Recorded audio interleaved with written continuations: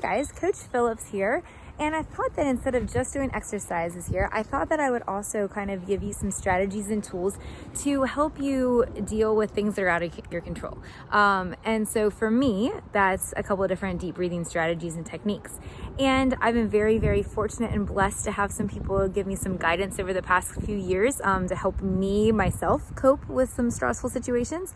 Some students have offered me some great advice and feedback that they're finding successful.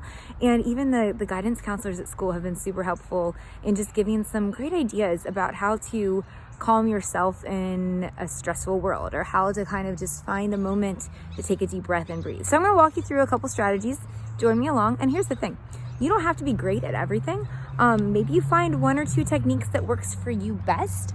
And that's kind of what you keep in your back pocket for when things get a little bit crazy and out of control for you. So join with me, see what works best for you, and maybe you can find something that just helps you find some calm. I've got my little cheat sheet here just so that I make sure I get everything on for you. So the first thing I want to talk about with you is one that my daughter taught me last year when she was in junior kindergarten, and it was just rainbow breathing. She's like, "Mommy, watch." And all you do is you just stand with your hands at your side and you just breathe in real big and breathe out real quick. And then you can do it again and again and again, as many times as you want to, just to kind of feel it filling yourself, feel the fresh air filling you up and everything like that, okay? So that's one that maybe you do when you're at home and stressed out, probably not in the middle of taking a test when we get back to school, taking a test in the middle and all of a sudden you're like, number 7's really stressing me out, just in the middle of everything. You might not do that, okay? So here's one for those kind of situations. Or maybe if you're in a board meeting, if you're a parent and you have to go back to work and you're in a board meeting, what can you do besides the big super rainbow breathing? Okay, so here's one that I really like. It is, I call it focus. And what you do is you put your hand in front of you, and right now with my hand in front of me, I'm looking directly at my hand and I'm not focusing on the grass that's behind it. Okay, so my focus is here. So now I'm going to concentrate and focus on the grass behind my hand, or it could be the carpet, it could be your feet, it could be whatever is behind your hand. Okay, and then now bring your focus back to your hand, and now bring your focus back to the background. So it's kind of like in movies when they want you to see something behind the main character. It's how that they can focus their video cameras to let you see what you want to see. Now you're training your body to be able to kind of refocus and realign. And that is something that some of my students have even said after I've taught it to them that they do in the middle of a math test. They don't do the big rainbow breathing, but they can focus. They can sit here and look there, bring it back, and it just kind of calms them a little bit. All right, so that's a really great one. Another one with your hand, and this is one that my daughter taught me and I love it. You put your hand in front of you, and I call it hand breathing. Basically with your opposite hand, you trace your hand, okay? And as you're doing it though, you do it much slower than what I just did. You breathe in, you breathe out. You breathe in, you breathe out. And you do that all the way down through the hand. Now the thing that I like best about that is I feel like tracing my hand is really a soothing effect. I like the tactile component of that breathing. And even at night sometimes, if I'll be all cuddled in my sleeping position, you guys know you have a sleeping position that you get all set and comfortable and stuff. If I get in there and then my brain starts running a marathon and starts doing sprints and starts going in all the different directions that my brain normally does, I imagine what it feels like to feel my finger tracing my hand, and I breathe along with it, and it just calms me down there. But make sure it's slow. I had an athlete last year who was trying to calm herself down, and I was like, no, slow down. So she tried that strategy and it was able to help her out. But then she came back to me with another strategy that has been super helpful too. And maybe you've heard it as well. It's the 5 senses. And you don't have to remember exactly which sense goes with which number. That causes me stress just trying to think about that. So that's not what you're trying to do. But you can think about, okay, so you have 5 senses, 5 numbers, okay? So 5, think of 5 things you can see. So in the middle of a stressful event, in the middle of a panic attack, in the middle of whatever's kind of freaking you out in that moment, find 5 things that you can see and say them out loud. Don't just think them, say them out loud. So right now, I can see a blue flower pot. I can see the orange flowers in the flower pot. I can see the slack lines that my kids have over there. I can see the basketball hoop, and then I can see the green grass. So you would think of 5 things you can see. Then you go down to 4. And it's 4 things that you can hear. So right now I hear some birds, I hear my wind chimes, I hear some cars out on the road, and then I hear the trees swaying in the wind, okay? Then you go down to 3 things you can feel. So I'm gonna feel my pants, and I'm gonna feel my hair. I'm a hair fiddler. And then I can feel the wind blowing against my face, all right? 2 things that you can now smell. Now these get a little bit trickier, so I would definitely say 2 and 1, keep with the ones that are a little bit trickier. So 2 things that you can smell. So right now I smell some of the pollen, some of the trees that are blooming and the pollen.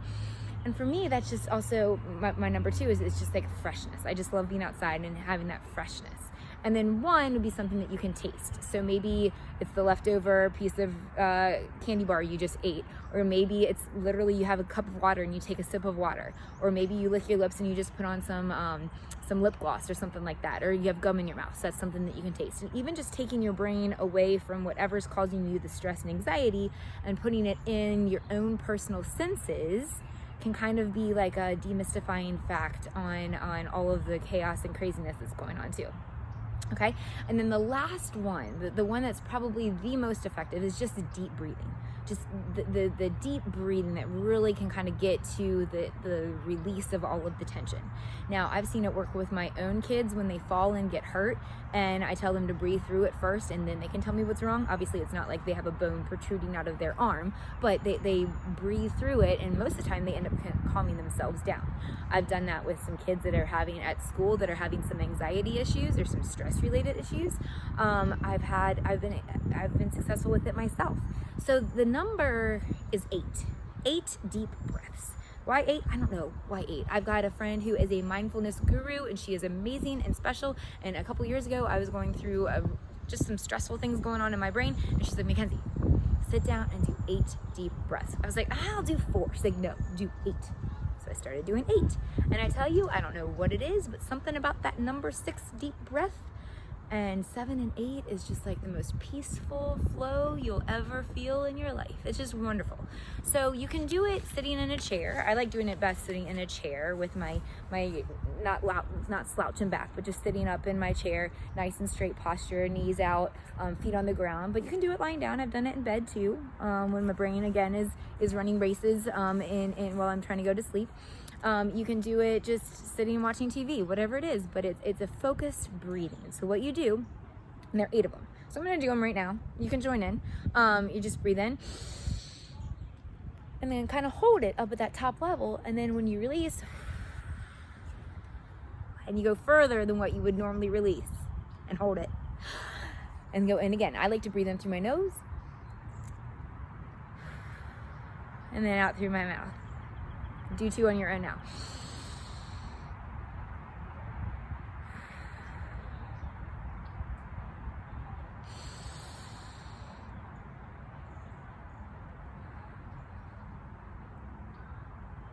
Let's do 2 more together. When I let my air out, I try to feel my tensions releasing too. This is 6. That's the one that gets me every time. Do 1 more.